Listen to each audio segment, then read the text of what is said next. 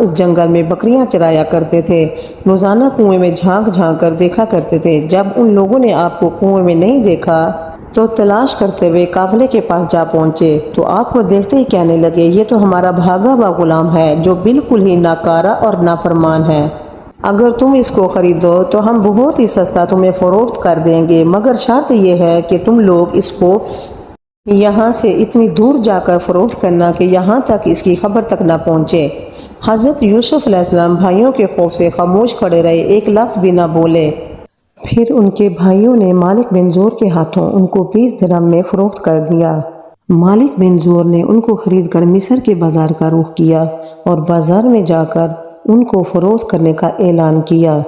ان دنوں مصر کا بادشاہ ریان بن ولید املک تھا اور اس نے اپنے وزیر اعظم قطفیر مصری کو مصر کی حکومت اور خزانے سونپ دیے تھے، اور لوگ اس کو